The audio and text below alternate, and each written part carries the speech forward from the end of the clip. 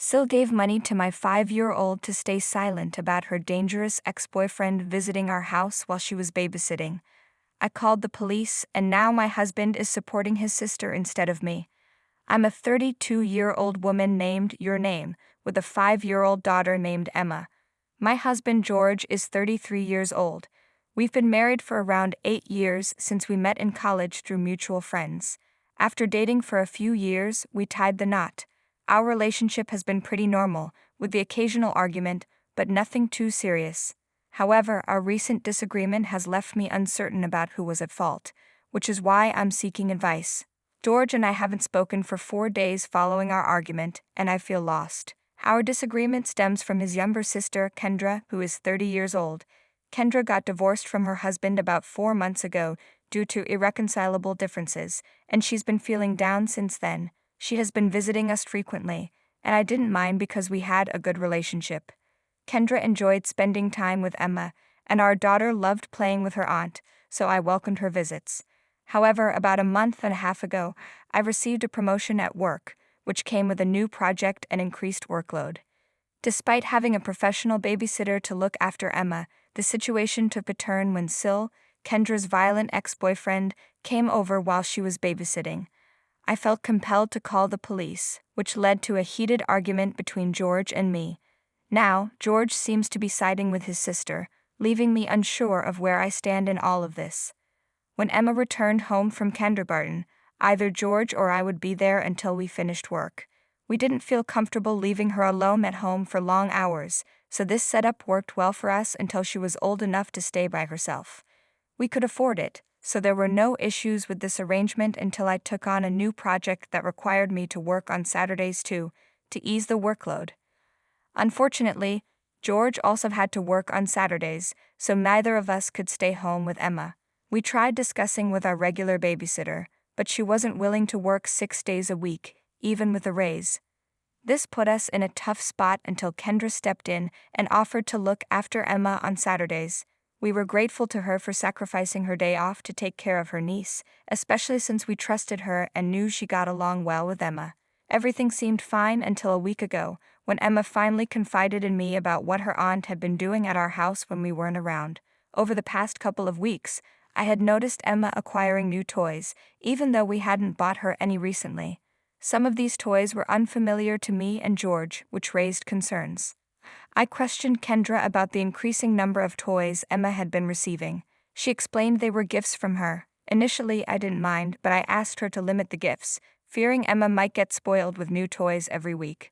Kendra agreed but continued to give Emma gifts despite our conversation.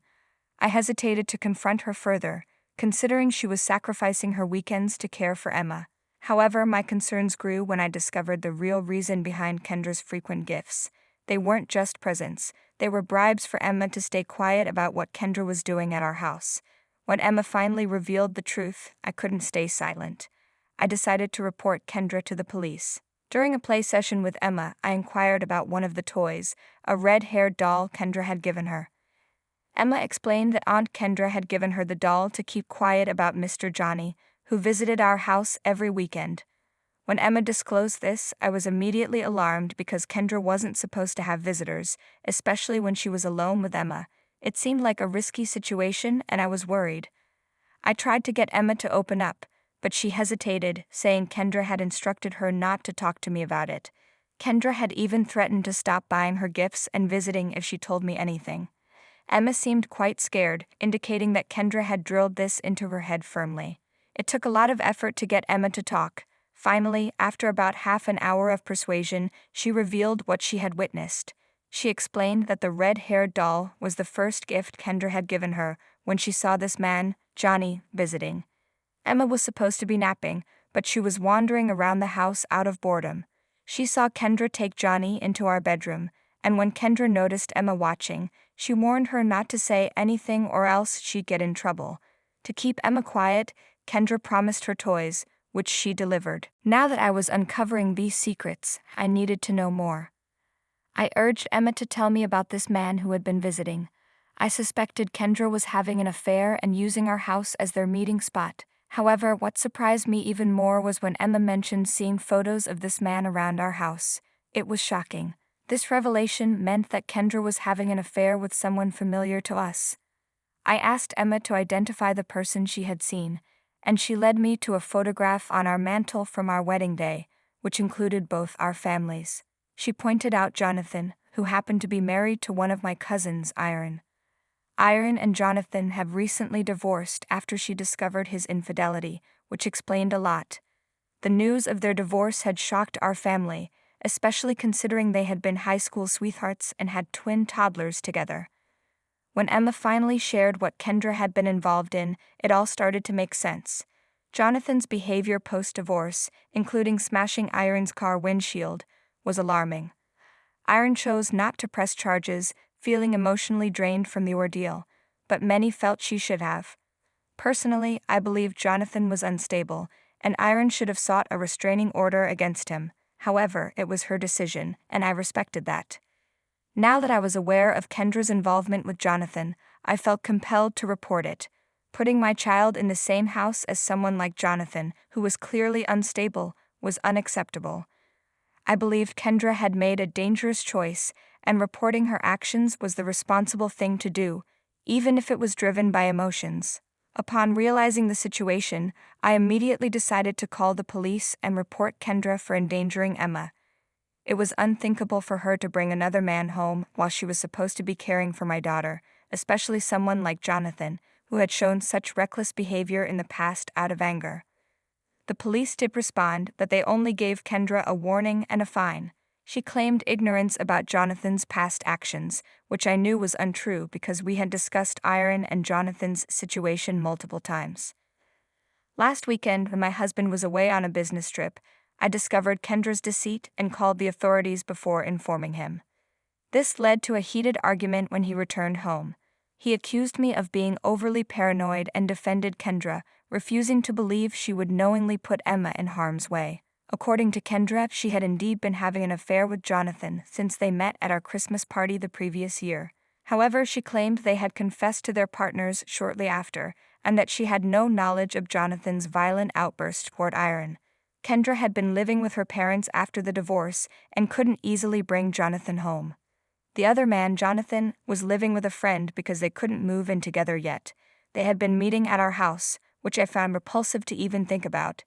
Kendra kept denying any knowledge of Jonathan's behavior and insisted that she would never have brought him home if she had known. She claimed she didn't want me to feel unsafe or betrayed.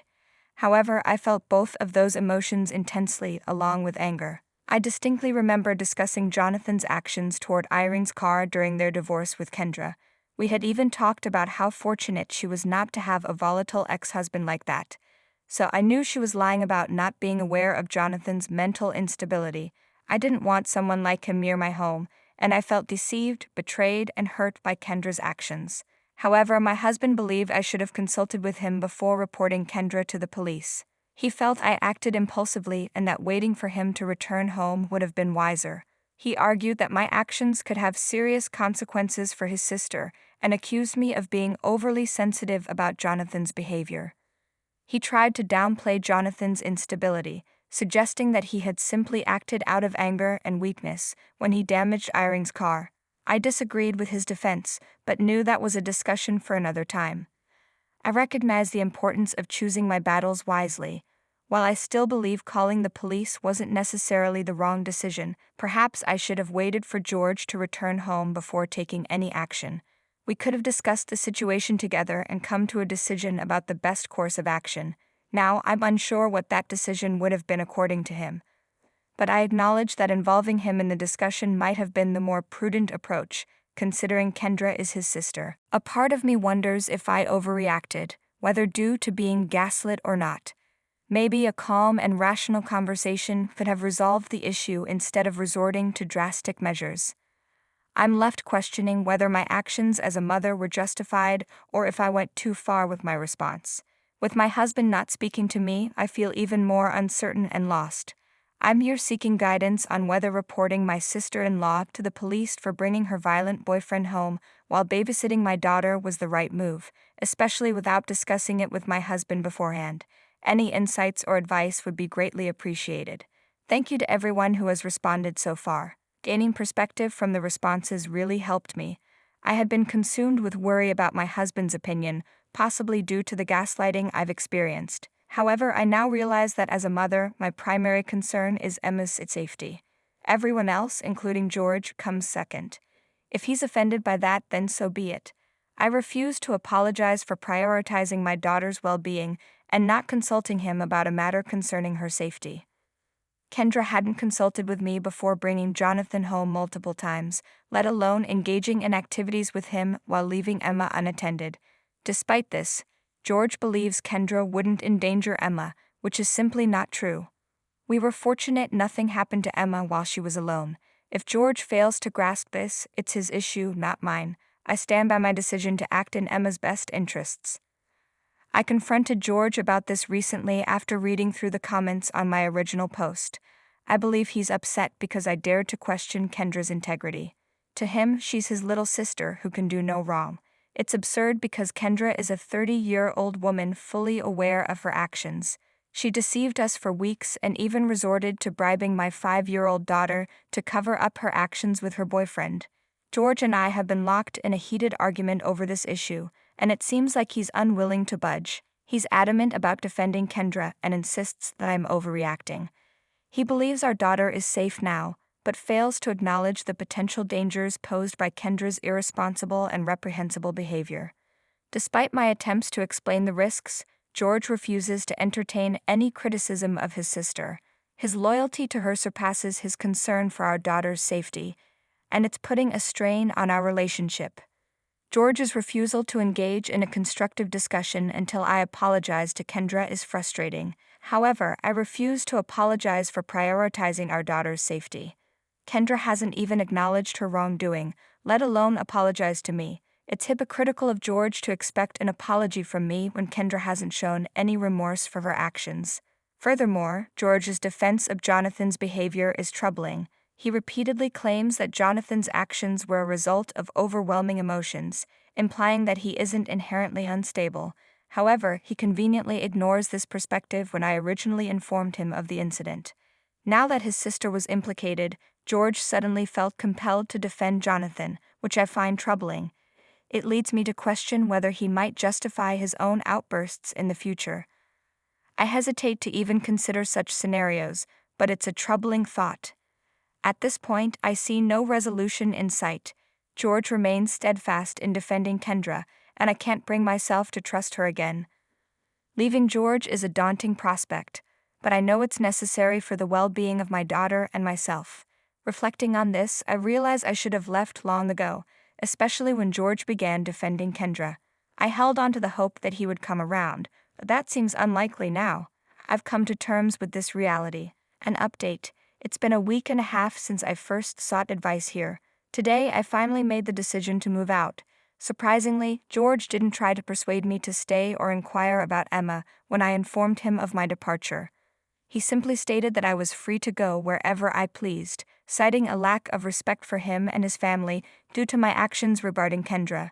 He's still adamant, attempting to manipulate me into believing I'm at fault, despite everyone involved knowing otherwise. Even Irene, who is aware of the situation, acknowledges that they're all trying to deflect blame onto me to avoid facing their own faults. I fully agree with her assessment.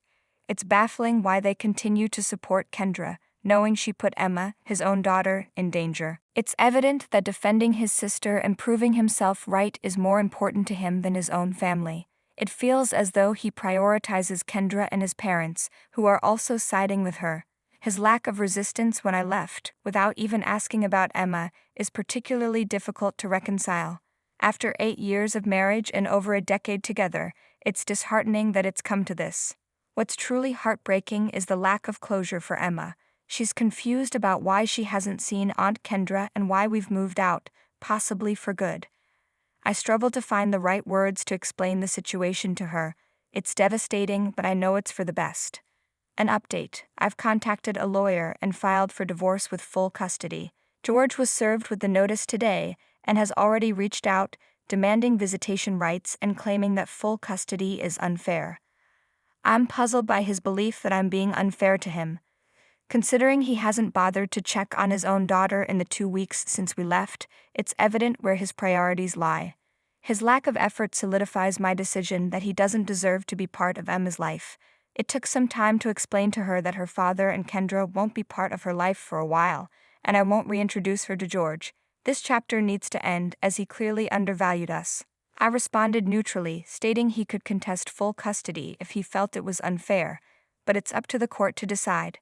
However, he responded aggressively, accusing me of trying to alienate his child, which wasn't true. It's clear he's responsible for the situation, not me. I've blocked him and forwarded his texts to my lawyer for the divorce and custody battle. In the months since my last update, I've finalized the divorce and become a single mother. While the legal battle was tough, I've moved into my own apartment and am no longer living with my parents. My relationship with George's family has soured due to their behavior during the proceedings, which was expected. Despite the challenges, my daughter and I are doing better, and I am embracing the journey ahead with determination.